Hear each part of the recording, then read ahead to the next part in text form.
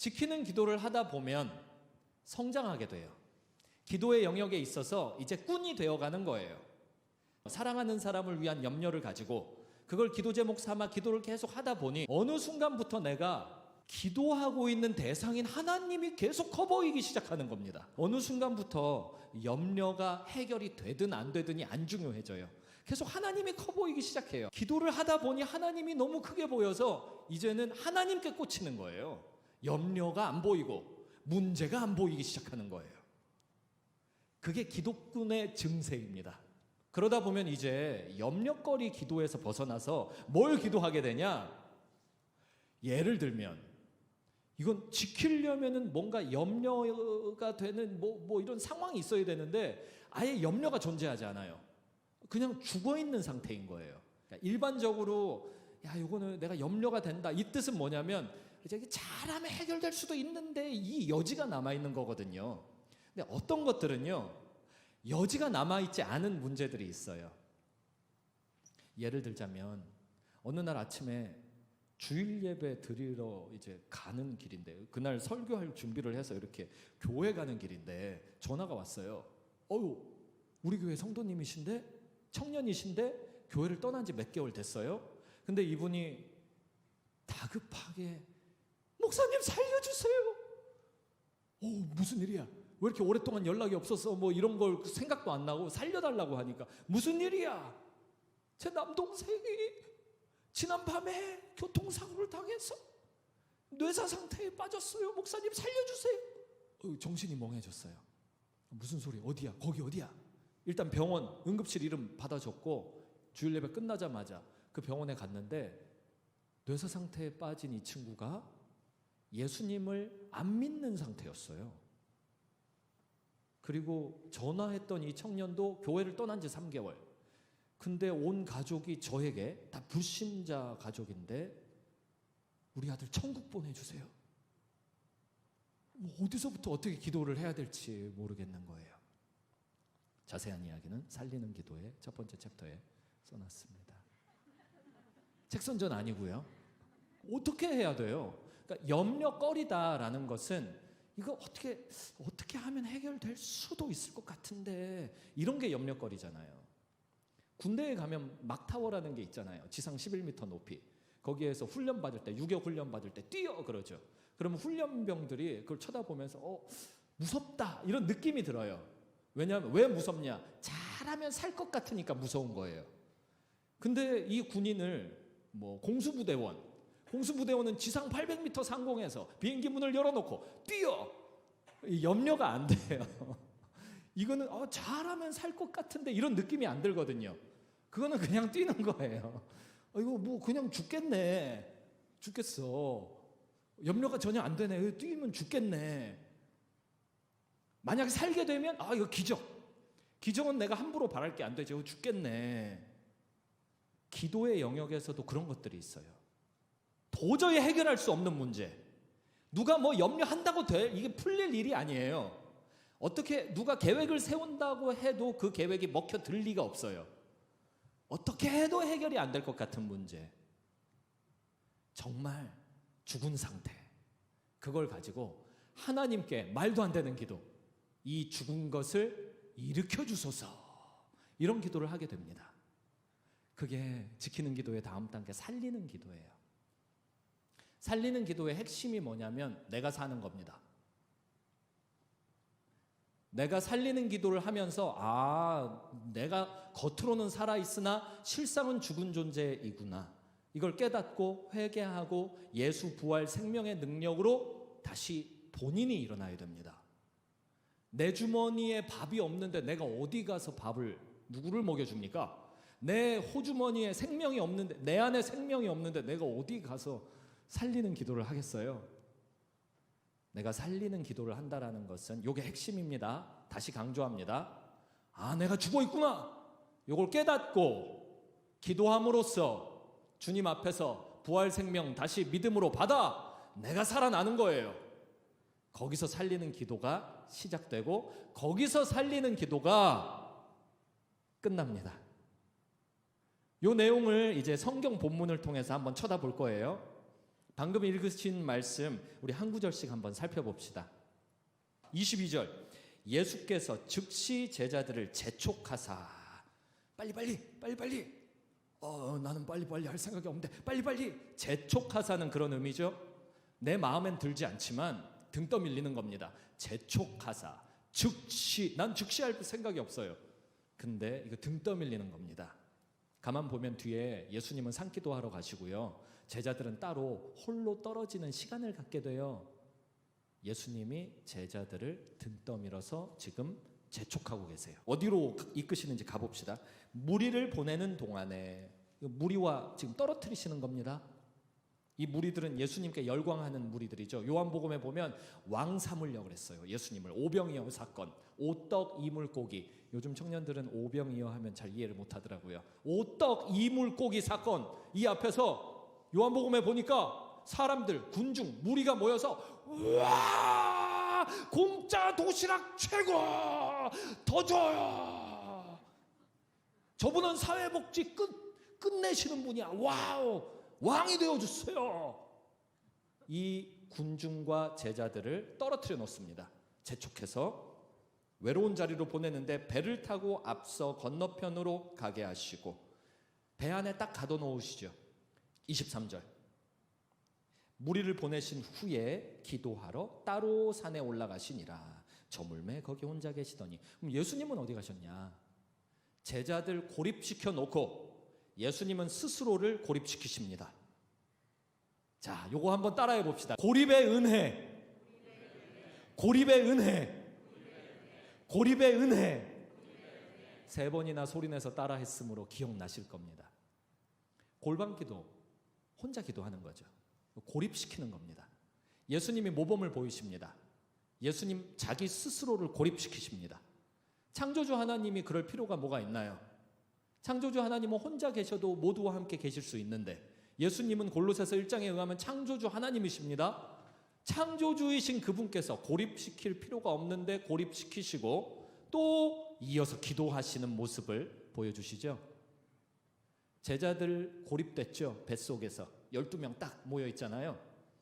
무리는 많아요. 군중 많아요. 따로 떼어서 고립시키셨어요. 그러면 고립된 제자들은 무슨 생각을 해야 맞나요? 고립되어 계신 예수님 생각하면 맞겠죠? 왜 조금 전까지 그랬잖아요. 왕이 오셨다, 왕 삼자 그랬잖아요. 요한복음에 보면 그랬잖아요. 게다가 남자만 5,000명이 먹고 남은 것을 광주리에 모아서 거뒀더니 몇 광주리? 띵동댕 12광주리. 제자들이 몇 명? 12명. 그럼 베드로는 반장이니까 12광주리 혼자 막 다 들고 탔을까요? 아니면은 뭐 돈깨 맡은 갸룻 유다한테 너 12광주리 다 들고 타 이랬을까요? 한 사람 앞에 한 광주리씩 들고 탔겠죠? 그 당시 먹고 살기 힘들 시대였거든요. 먹을 거 별로 없었어요. 그때 뭐 맥도날드가 있습니까? 뭐 김밥 천국이 있습니까? 아무것도 없어요. 이 음식이 얼마나 소중한데요. 배에 고립된 채로 음식을 쳐다봐요. 이 음식은 뭐냐? 예수님의 기적의 증거물이잖아요. 내가 예수님 오늘 처음 만났다고 해도 그 기적의 증거물을 안고 내가 혼자 있는 시간, 옆 사람을 봐도 다 기적의 증거물 한 바구니씩 다 안고 있잖아요. 그게 한 공동체가 이렇게 딱 쳐다보면 예수님은 하나님이시네. 이걸 공짜 도시락 남자만 5,000명, 여자와 아이까지 하면 이게 하나님이시네. 예수님 생각하는 게 정상이죠. 거기서 딴 생각하기가 매우 어렵죠. 이게 고립의 은혜입니다. 딱 떨어져서 예수님 생각만 하는 시간 갖기를 하나님이 재촉하셔서 허락을 해주시는 거예요. 때로 우리 인생에 그럴 때 있지 않습니까? 내가 혼자 되는 때, 아니면 우리 구역 식구들만 딱 따로 떨어져서 같이 기도하는데 딱 헤어져서 삶의 현장으로 들어가면은 말이 안 통하는 것 같은 때, 우리끼리 있어야 하는 어떤 때, 세상으로 스며들 수 없는 어떤 때, 고립되는 때 있죠. 그때가 언제냐면 예수님이 이 기적의 증거물을 좀 봐봐. 나에게 집중을 좀 해봐. 이런 시간이에요. 이 고립의 은혜, 가만히 쳐다보면 믿음 시험의 때입니다. 내 믿음을 주님께서 시험대 위에 딱 올려놓으시고 이걸 달아보시면서 나에게 보여주시는 시간입니다. 자, 요거 봐봐. 네 믿음이 네가 생각하기에는 이만큼 있다고 생각했지. 근데 실제로는 요만큼밖에 없어. 이거 괜찮을 것 같아? 믿음 시험하려고 고립의 은혜를 주십니다.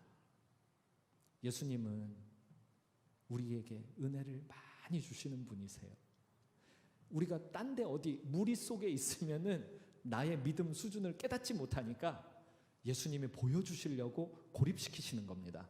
요게 뒤에 이제 이어서 나옵니다. 말씀을 이어서 볼게요. 24절 보면 배가 이미 육지에서 술이나 떠나서 바람이 거스름으로 물결로 말미암아 고난을 당하더라. 이렇게 써 있잖아요. 자, 요 배를 쳐다보세요. 배가 상징하는 것들을 한번 떠올려 보세요. 왜 영어에서 그런 표현 있잖아요. 우리 팀에 누가 들어왔다.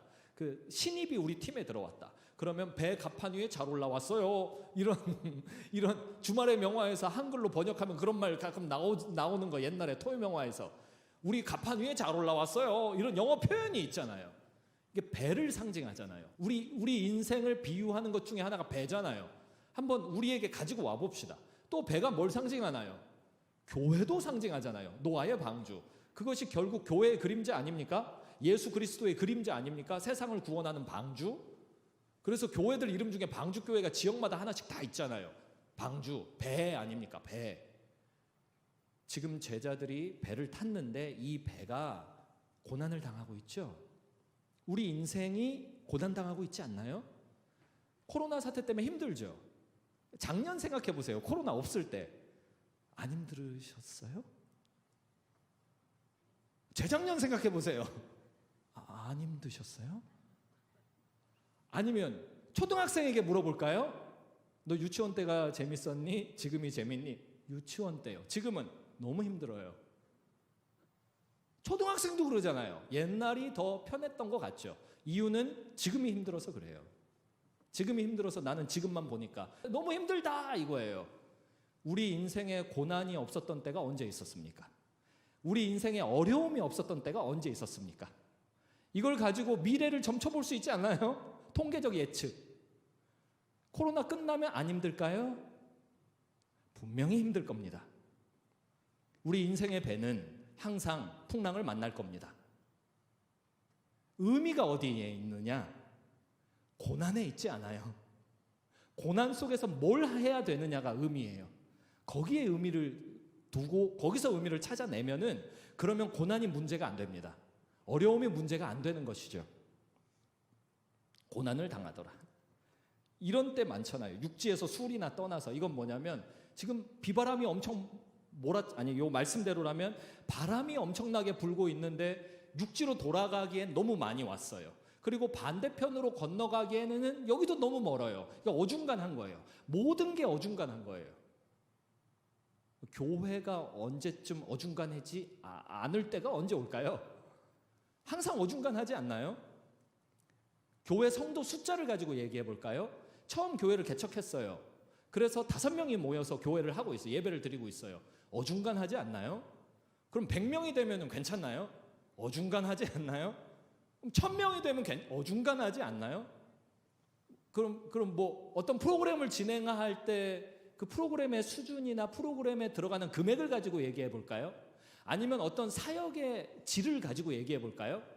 뭐든 어중간하지 않나요? 사업하시는 분들 계시죠? 사업을 시작할 때나 진행할 때나 접고 싶을 때나 뭐 장사를 하실 때나 캠퍼스에 학업을 뭐든 어중간하지 않나요?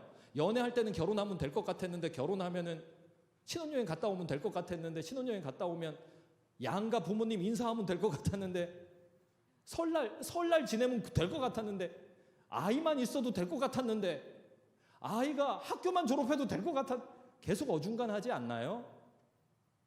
우리 인생의 배는 우리 교회라는 배는 항상 어중간합니다. 육지에서 술이나 떠나 갈릴리 호수 중간에 와서 건너갈 수도 없고 되돌아갈 수도 없고 여기서는 고립되는 거예요.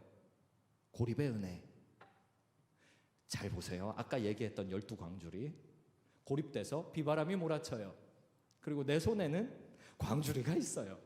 이거 기적의 증거물이야. 이 기적의 증거물 봐봐. 예수님이 분명히 살아계셔. 그분은 하나님이셔. 그분은 그리스도시며 살아계신 하나님의 아들이셔. 이거를 고립된 장소에서 딱 지켜보라고 12광주리 남겨서 주셨잖아요. 그리고 예수님 고립의 은혜, 예수님 생각하라고 잠깐 자리 피해서 혼자 산에서 기도하시는 것까지 알려주고 계시잖아요. 그러면 제자들도 다 고립돼서 기도하면 되잖아요. 바람이 이렇게 몰아치는 거 봐봐. 그러면 우리 창조주이신 그분, 하나님이신 그분께 구원을 호소하자, 살려달라고 하자, 요 생각을 할 수 있잖아요. 너무 쉽죠? 어떻게 이 상황에서 딴 생각이 되나요? 그 생각에서 어떻게 딴 생각을 해? 딴 생각을 뭐 하려고 애를 많이 써도 상황 맥락 자체가 딴 생각을 하기가 어렵습니다. 어려워요. 어중간하면, 어제도 어중간했고 그저께도 어중간하고 계속 어중간해 왔으면 이제 정신을 차려야죠. 아, 이게 뭐 어떻게 해도 안 되는구나. 옛날에도 힘들었고 지금도 힘들고 그러면 야, 앞으로도 힘들겠구나. 이런 걸 이제 깨달아져야죠. 이거 너무 쉬운 일이에요. 어떤 청년이 고민 상담을 해요. 저는 4명의 형제랑 사귀었는데요, 4형제 다 나쁜 놈들만 만났습니다. 그래서 제가 얘기했어요. 아, 그렇다면 네가 나쁘다는 뜻인데? 아니, 목사님 어떻게 그렇게 얘기합니까? 잘 봐봐. 너 분명히 똑같은 문제 생겼을걸? 1번 형제 만났을 때도 A라는 문제, 2번 형제 만났을 때도 A라는 문제, 3번, 4번 다 A라는 문제, 똑같은 문제 생겼지? 목사님 어떻게 하세요? 역시 영분별력. 아니야. 그냥 찍은 거야. 네가 문제가 있는 거야.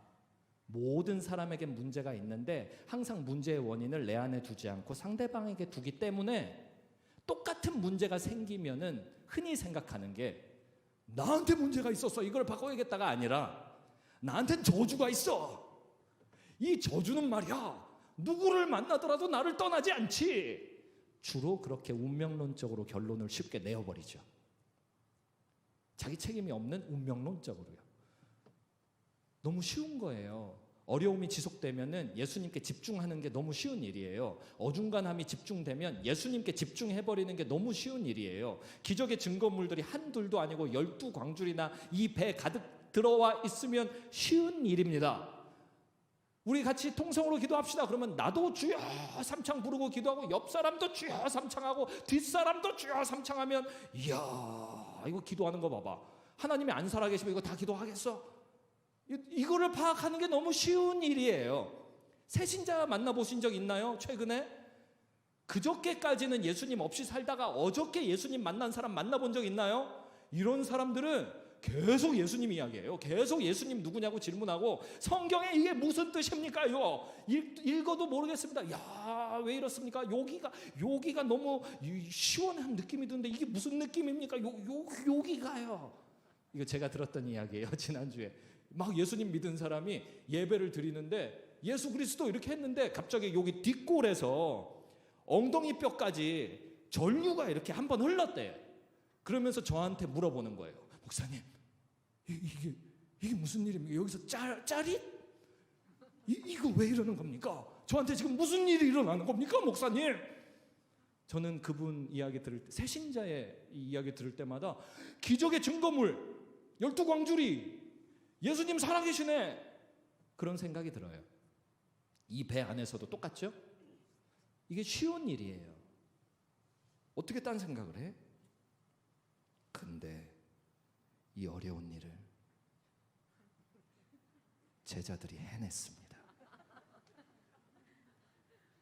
26절, 제자들이 그가 바다 위로 걸어오심을 보고 한 절 건너뛰었어요. 놀라 유령이라 하며 무서워하여 소리 지르거늘. 네, 저 어렸을 때 전설의 고향 연속극이 있었습니다. 드라마. 거기엔 항상 귀신이 등장해요. 그리고 우리나라에도 어촌마다 물귀신 이야기가 다 있어요. 여기 1세기 갈릴리 해변에도 물귀신 전설의 고향 이야기가 있었습니다.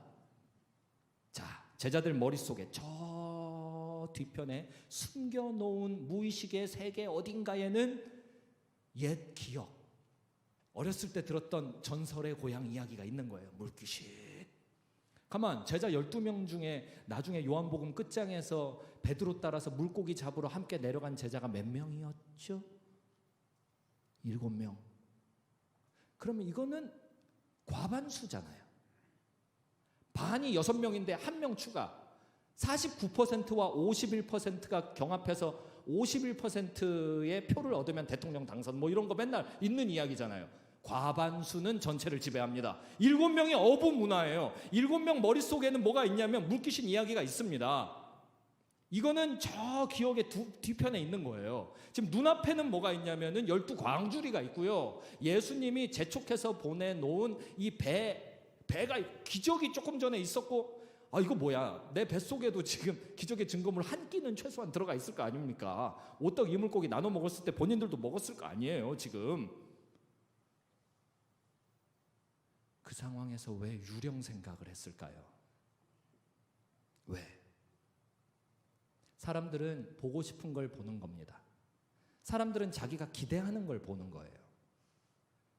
사람은 하나님이 그렇게 만드셨어요. 믿음의 세계에 연결되어 있는 영물들로 만드셨습니다. 인간과 같이 뭔가를 상상하고 상상한 내용을 현실 세계에 만들어내는 존재, 피조 세계에 누가 있나요? 누가? 하나님이 인간을 만물의 영장, 영물로 그 코에 생기를 불어넣어 만드셨어요. 하나님과 대등한 존재로 만드셨어요. 이런 존재는 없어요. 우리가 고집을 피우면서 하나님 나 모르기로 작정했어, 나 하나님 떠나기로 작정했어요, 이러면서 목에 힘주고 하나님 떠나는 사람들이 있잖아요. 그런 존재를 하나님이 당장 지옥불에 던져넣지도 않고 당장 죽이시지도 않잖아요. 자유의지, 인격적으로 대하시잖아요. 하나님이 오래 참음으로 모두가 구원에 이르기까지 견디고 계시잖아요. 본인이 스스로 돌아오기를 기다리고 계시잖아요. 그런 상태에서 이 만물의 영장들, 우리 보고 싶은 거 보는 거죠. 내가 유령 생각하는 거예요. 바람이 밤에 부니까 내 광주리, 12광주리, 내 옆에 있는 예수님의 제자들, 이 배의 상황, 조금 전에 있었던 기적, 그리고 내 뱃속에도 들어있는, 내 윗속에 아직 소화가 덜 되고 있는 오떡 이물고기의 한 부분들, 이런 거 다 생각 안 나는 거예요. 내가 선택하는 거예요. 나는 유령 생각을 해야겠어. 지금 봐봐, 깜깜해. 깜깜하면 예수 그리스도? 아니야. 예수님 만난 지 얼마 안 됐지만 난 어려서부터 귀신 이야기를 들었지. 자, 좋았어. 나의 뇌야 귀신 생각 스타트. 시간 봐봐. 밤 사경 딱 좋아. 이 시커먼 물을 봐봐. 야, 이 무덤 같지 않아? 시커먼 물을 보면서 창조주 하나님을 찬양합니다. 이것도 내 선택이에요. 근데 나의 선택은 무서워. 난 무섭기로 결정을 했어. 너무 무서워. 성경 어디에도 참고로 말씀드리지만 귀신이 무섭다라는 거는 없어요. 귀신이 속였을 때나 무섭죠. 귀신은 더러워요. 예수님이 귀신한테 너 무서운 귀신아 떠나갈지어다 언제 그랬어요? 너 더러운 귀신아 그랬잖아요. 더러워. 귀신은 더러운 존재예요. 우리가 무섭게 보기로 결정을 하는 거죠. 귀신은 틀림없이 무서울 거야. 내가 무서운 귀신을 텔레비전에서 보았어. 어렸을 때 이야기를 들었다고. 자, 어디 귀신이 어디 있을까? 어디 있을까? 없네. 어딘가 있을 텐데 어디 있을까? 그때였어요. 예수님이 무리를 걸어서 제자들에게 다가오십니다. 그 시간은 예수님이 선택하신 거예요. 그 방법도 예수님이 선택하신 것이죠. 제자들이 그런 의심이 있으니까 그 의심의 방법을 선택하신 겁니다. 눈높이를 딱 맞춰주시는 겁니다. 고립의 은혜예요. 눈높이 맞춰서 무리를 걸어오시는데 예수님이 하나님이신 것을 봤고 경험을 했으니 예수님이 하나님이신 걸 기대를 하면 이게 정상, 이게 쉬운 일인데 쉬운 일과 정상의 길을 내버려 두고 어려운 일, 비정상적인 관점을 선택해서 예수님을 못 봅니다. 그 못 보는 장면 기록도 기가 막힙니다. 아까 읽었던 거 다시 읽자면 그가 바다 위로 걸어오심을 보고 놀라 이렇게 써 있잖아요. 걸어오심을 못 봤지만 예수님이 눈앞에 나타나서 야! 그래서 깜짝이야! 놀라 이렇게 안 써 있어요. 걸어오심을 보고 그 다음에 놀란 겁니다. 아유, 목사님 깜깜하니까 예수님이 걸어와도 안 보였겠죠. 네? 자, 그건 아니에요. 보였어요. 여기 보였다고 써 있으니까요. 걸어오심을 봤다는 건 이거는 걸어오는 그 진행 상황을 본 겁니다. 성경에 그렇게 써 있어요. 근데 그 질문이 맞다 쳐볼게요. 맞다고. 그러면 결국은 하여간 어떤 시점에서 시선 안으로 들어오셨을 거 아닙니까? 내 기대 속에 유령이 있기 때문에 예수님을 보고 유령이라고 소리치기 시작하는 겁니다. 유령이다.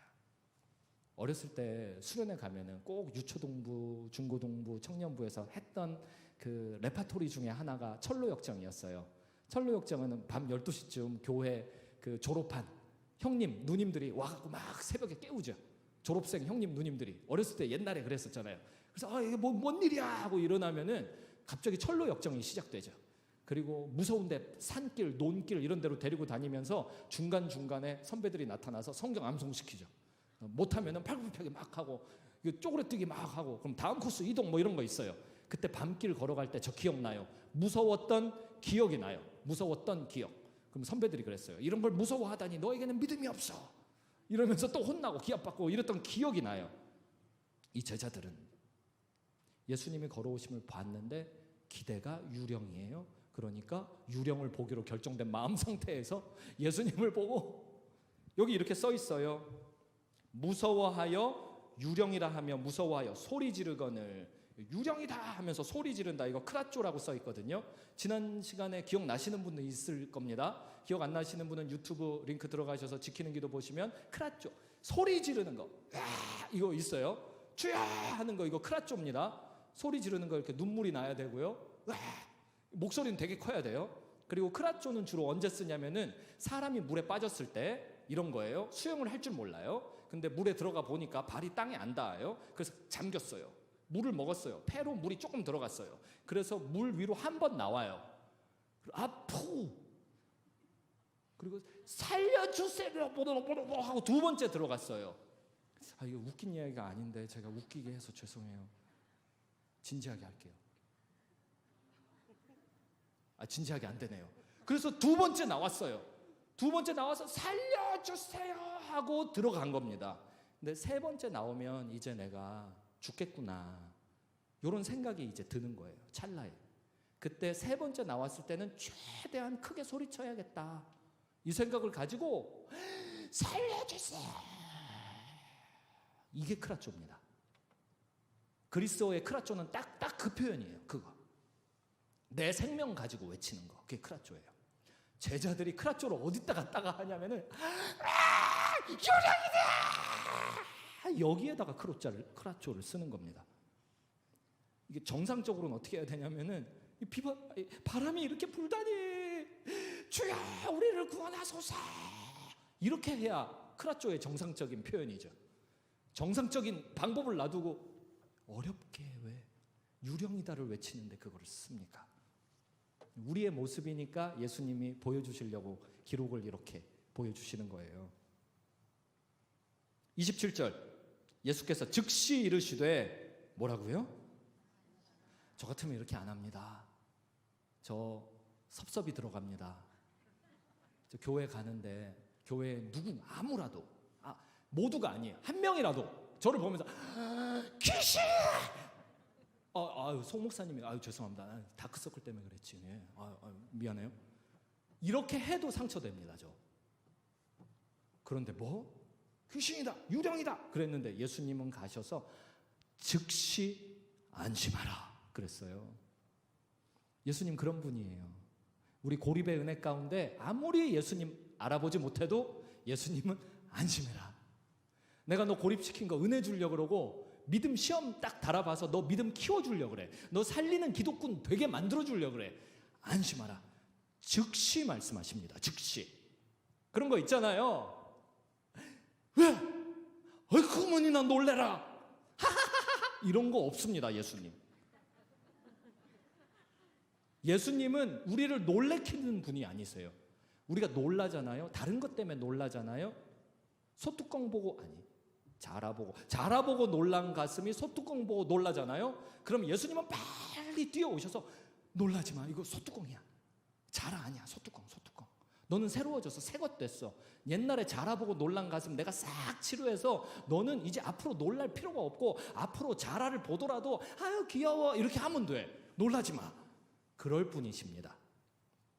그럴 뿐을 향해서 귀신이다. 예수님 섭섭이 안 들어갑니다. 예수님 수준은 훨씬 고차원적이라서 즉시 안심시켜 주시고 즉시 평안을 불어넣어 주시는 분이십니다. 두려워하지 말라. 28절. 그러면 베드로가 그대로 받아들이면 되잖아요. 아멘. 두려워하지 않겠습니다. 날 용서하소서. 내가 두려워했네요. 왜 두려웠을까요? 귀신 생각을 했구나. 내가 예수님 기적 그거를 가지고 잊어먹었었구나. 내가 이거 왜 잊어먹었을까? 내가 이 어려운 길을 가고 있네. 쉬운 길로 가야겠다. 주여 살려주소서. 이렇게 하면 되거든요. 근데 베드로는 아직 믿음이 안 생겨요. 기도의 자리에서 계속 믿음이 식어질 수 있다는 것을 우리는 경험해 봤습니다. 분명히 기도 시작할 때는 주님이 들어주실 것 같았는데 기도를 하다가 보니 내 말을 내가 들어봐도 이거는 안 될 일이야. 그래서 기도가 점점 차가워지다가 어느 순간부터는 시계를 보죠.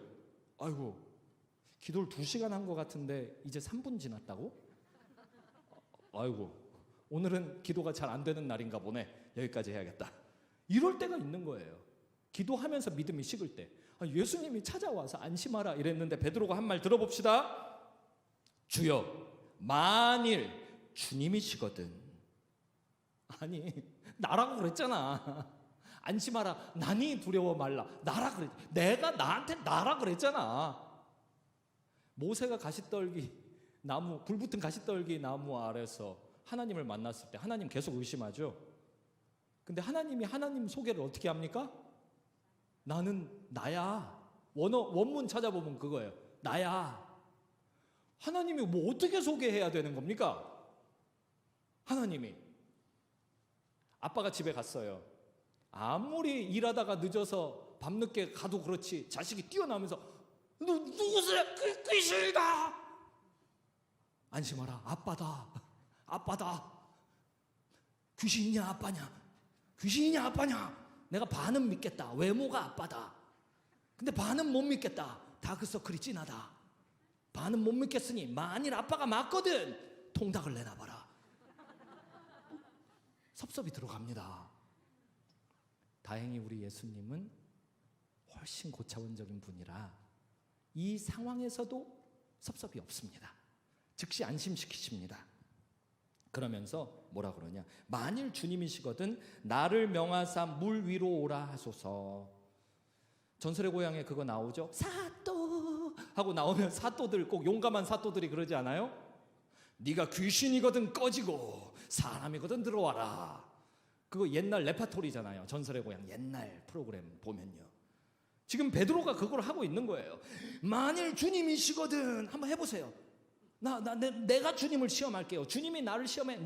그러고 싫어요. 내가 주님을 시험하겠습니다. 양털 손뭉치 기도 그거 내가 해보겠습니다. 만일 주님이 맞으시거든 나를 명령하사 물 위로 오라 하세요. 해보시든가요. 한번 이런 기적을 일으켜 보시든가요. 그럼 내가 믿지요. 그때 주님은 섭섭이 전혀 없이 뭐라고 하시냐? 오라. 29절 오라. 베드로가 뭐라고 요구했죠? 오라 하소서. 예수님이 뭐라고 응답하셨죠? 오라. 예수님 이런 분이십니다. 예수님 어려운 분 아니십니다. 우리가 생각할 때는 이렇게 하면은 내가 저주받을 것 같아. 그거를 기도의 자리에서 말씀하시면 됩니다. 이렇게 하면 내가 저주받을 것 같아. 예수님 이름으로 기도합니다. 아멘. 근데 꼭 그 이야기와 한숨을 왜 기도의 자리를 떠나서 합니까? 다른 사람한테 왜? 기도의 자리에서 하면 되는데 내가 덜 믿거나 못 믿으면 그렇게 하는 겁니다. 오라 하소서. 예수님의 응답은 오라. 뭐든 해보세요. 뭐든 구하세요. 세상 누가 여러분들에게 나한테 뭐든 좀 구해봐라. 누가 그럽니까? 누가? 예수님이 외에 세상 천지에 그런 존재가 어디 있습니까? 내가 너한테 뭘 줄꼬? 구약 시대의 솔로몬 같은 왕에게나 하나님이 그러셨지. 누가 세상 천지에 누구한테 창조주께서 내가 뭘 줄까? 나의 사랑하는 자녀여 뭘 줄까? 그런 존재가 세상 천지에 여러분들 말고 누가 있습니까? 이 신약 교회의 성령 시대에 누가? 오라. 그때 베드로가 한 건 하죠. 배에서 내려 물 위로 걸어서 예수께로 가되. 자, 이제 베드로의 시험에 예수님이 통과하신 겁니다. 아니, 뭐 이런 하극상도 이런 하극상이 웬만큼 하극상을 해야지. 근데 하극상에 응해 주시는 하나님은 또 뭐예요? 이병이 막 들어가서 3스타 사령관 참모총장한테 가. 참모총장은 별 4개죠. 참모총장 별 4개짜리한테 가서 아저씨 한번 경례 어떻게 하는 거예요? 군생활이 끝나는 거예요. 그냥 끝나는 거예요. 큰일 나. 전 부대가 문을 닫을 수도 있어요. 근데 그 격차보다 더 크잖아요. 베드로와 창조주 하나님 사이는요. 문제는 격차가 너무 크다 보니 하나님께서 이 요구에 그대로 응답해 주시기를, 마치 시험을 하시는 존재가 시험을 당하기로 결정하신 것 같이 행동을 해 주십니다. 우리 기도의 자리에서 다 그러고 있어요. 늘 예수님 시험하죠. 계속. 예수님, 이게 어떻게 되는 겁니까? 한번 저한테 평안을 줘 보시든가요? 아니면은 제가 기도를 끝나고 나갔을 때 이 앞에 뭐 어떤 일을 진행을 시켜 주시든가요? 하나님, 우리 교회에 형제 1번과 2번이 있는데 누구를 고를까요? 이번 주에 누구한테든 카톡이 오면 제가 그 형제로 하겠습니다. 뭐 이런 시험을 계속 하는 겁니다. 그때 창조주 하나님은 시험에 응해 주시죠. 응해 주세요. 그리고 기적이 일어납니다. 자, 이제 기적이 일어났으면 믿어야겠죠. 기적이 오병이어 같은 경우에는 끝난 상태에서 기적의 증거물을 내 손에 쥐고 약간은 그 추억성이 있잖아요. 야, 그랬지. 내가 6시간 전에는 이거를 남자만 5,000명이 먹었지. 근데 지금은 물 위에 내가 서 있는 거예요.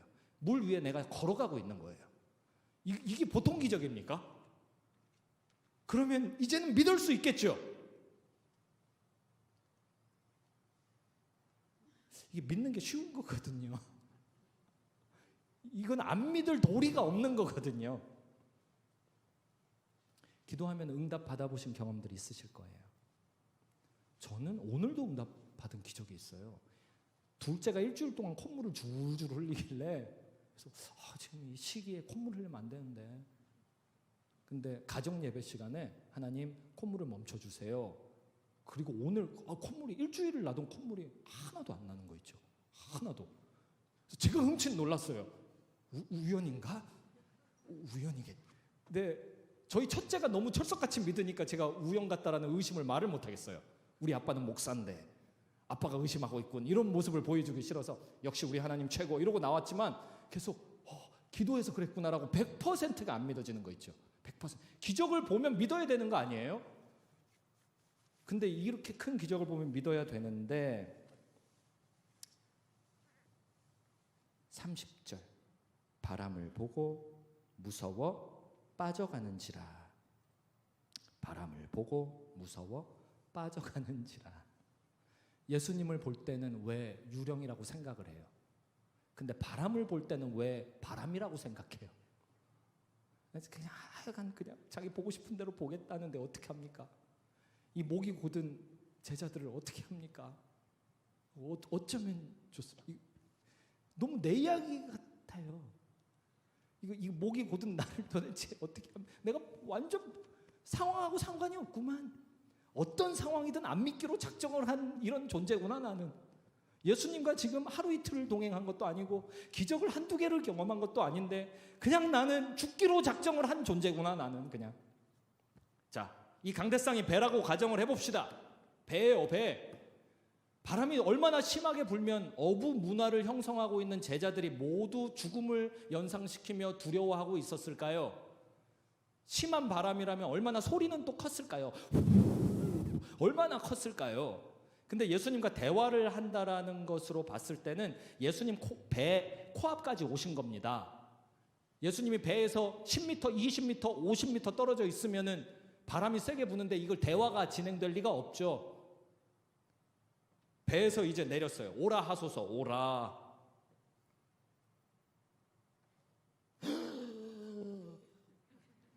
근데 성경 표현대로라면은 두 발 다 떨어져야 돼요. 두 발 다. 근데 예수님은 엄청 가까이 있어야 돼요. 그러면 이 상태예요. 배는 여기 있어요. 손 딱 잡으면 되는 위치. 언제든 믿음 식으면 언제든 돌아가면 돼요. 예수님은 지금 코앞에 있습니다. 코앞에 있어요. 1년에 2번 명절 때 집에 가서 동네 어르신을 만나도요, 어르신과 대화할 때는 카톡 안 합니다. 어르신과 대화할 때는 내가 딴짓 안 합니다. 그게 뭐 내 마음에 들든 안 들든 예의가 있으니까 집중합니다. 예수님은 더 집중해야겠죠? 근데 예수님이 아니라고 생각해도 말이에요, 이런 상황에서는 예수님을 안 보고 딴 걸 이렇게 보기가 되게 어렵지 않아요? 짐승이 있다고 짐승. 그래요. 무리를 꽃사슴이 걸어와서 꽃사슴이 여기 있어요. 그러면 야, 너는 어떤 존재냐? 신기하구나. 이게 정상 아닙니까? 어떻게 이 상황에서 내가 아이고 저 바람 봐라. 내가 어떻게 이 어려운 걸 베드로가 해냈습니다.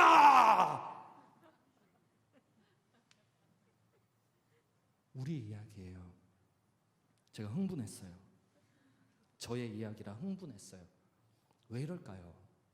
왜 이렇게 끝까지 죽기로 작정한 인생처럼 살까요? 예수님이 함께 하시는데 끝까지. 누가 누구를 살립니까? 누가 누구를 위해 중보를 합니까? 예수님이 기도의 자리로 고립시켜 주시는 은혜를 베푸시면 이걸 발견하는 거예요. 내가 이런 찐따구나.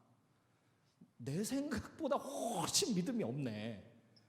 나는 그래도 교회를 20년, 30년 다녔으니까 믿음이 있는 줄 알았는데 내가